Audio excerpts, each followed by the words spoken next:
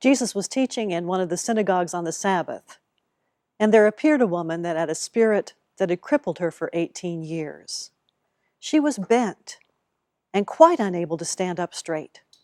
When Jesus saw her, he called her and said, "Woman, you are loosed from your infirmity." He laid his hands on her, and immediately she stood up and began praising God. In those 4 brief verses, Luke tells us a great deal about the life of faith. You can hardly imagine a more vivid picture of helplessness than the one suggested by Luke's story about the Kyphotic woman. Kyphotic, the original Greek word used to describe this woman, gives a fascinating clue, I think, to what Luke wants us to see. The word translates not just bent or bent over, but a better translation would be bent together or bent with. This is a woman who is bent in on herself. It's a picture of someone who has not only borne the yoke, but bought it.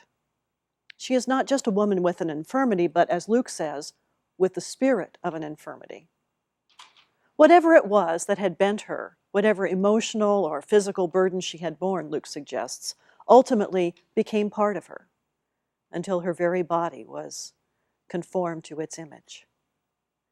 There is nothing she can do now to help herself out of the spiritual pretzel her life has become. I don't know if you have ever known anybody like that, have ever been anybody like that. Somebody perhaps who has started to believe that the job or the break or the ship is never going to come in. Somebody who has bought the idea that all the problems in the marriage are her fault. Someone who cannot even imagine being debt-free. Someone who can make his mouth say, "God loves me," but cannot say it in his heart. Someone who every day runs a race against a low self-opinion and every day loses. I don't know if you've ever known anybody like that, ever been anybody like that. If you have ever been caught on the horns of the faith dilemma, knowing that the one thing you need to straighten yourself out is the very thing you can't seem to come up with, maybe you can understand. Maybe you can imagine how astounded she was by Jesus, startled, surprised. These are 2 weak words. They don't even really begin to say it. She was bumfoozled. She was gobsmacked. Not by what Jesus said, but by what he did. Did you see it? Did you see what he did? And seeing her, the text says, Jesus called her near and said to her, "Woman, you are loosed from your infirmity." And he put his hands on her, and instantly she was made erect. Did you see it?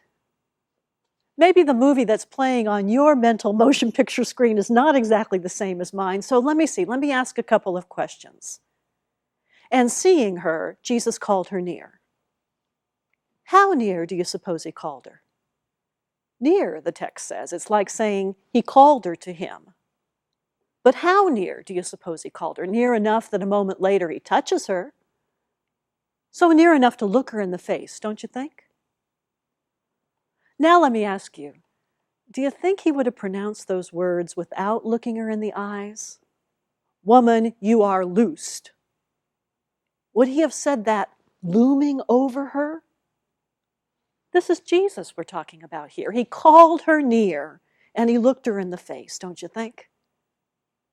How do you suppose he looked her in the face? If she is bent together, as the Greek so picturesquely puts it, I'm thinking he had no choice but to get down on his knees, way down on his knees, down in the dirt on his knees, and crane his neck up to look into her face. Now here's the last question and the kicker. How do you suppose he touched her? Where do you suppose he touched her? How could he have, as the text says, laid his hands on her? Well, if you're kneeling on the ground, looking up into somebody's face, what are your options? You know what I think? I think he put his hands on her feet. tenderly on those dirty, broken toenails and scabs that were the only thing that she had seen for 18 years. I think he put his hands on her feet. Now, if Luke hadn't said he put his hands on her, I would have said he kissed her feet. I would have said he let his hair fall all over them the way the alabaster jar woman's hair had fallen all over his. I would have said he wept on the Kyphotic woman's feet, but Luke says hands. So maybe I'll just say maybe. Maybe he wept or kissed her feet. Maybe he just held them. The scene Luke describes is a dizzy one, a familiar picture taken out of the frame and put back in upside down. Ancient Israel had a very nice painting of the God whose feet we grasp, the God whose ankles we throw our arms around, the God to whose skirts we cling. Luke introduces the God who gets down on hands and knees with us. Luke's God is a God who runs to fall on the neck of the prodigal and the feet of the broken, a God who bends to us when we cannot even lift our own head. We have a God, Luke assures us, who is soft, empathic, gentle, whose kindness is unfathomable. We have a God who cranes and reaches, who loves us before faith gives in and when it gives out. Don't let anybody tell you that you have to scrape yourself together and run to God, that you have to screw up your will to do the right thing, that you have to dig deep and find your faith and then offer it to God before God will speak to you. You have a God who loves you, who yearns for you, who, as the poet Roberta Bondi reminds us, is in love with you. It may be possible theologically to overstate God's power. I don't know. It's an interesting theological problem. But I'll tell you what I do know. According to Luke, there is no overstating the tenderness of God's love. There is no overstating the tenderness of God's love. There is no overstating the tenderness of God's love,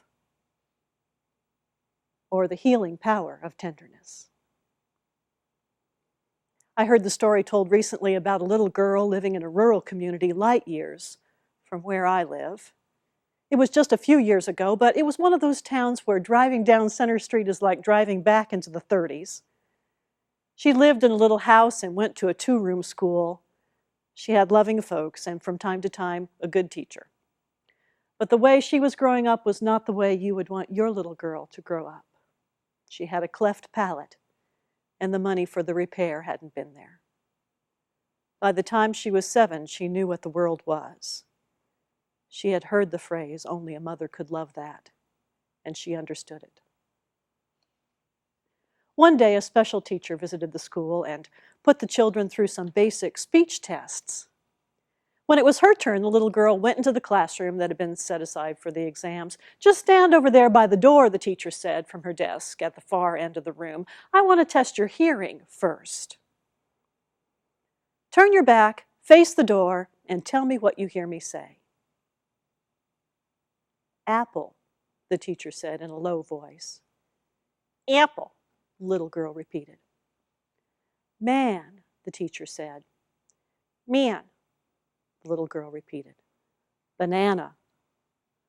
Banana." "Okay," the teacher said, "now a sentence." The child knew that the sentences were usually fairly easy. She wasn't the first child to take the test, after all, and she'd heard that you could expect something like, "The sky is blue," or "Are your shoes brown?"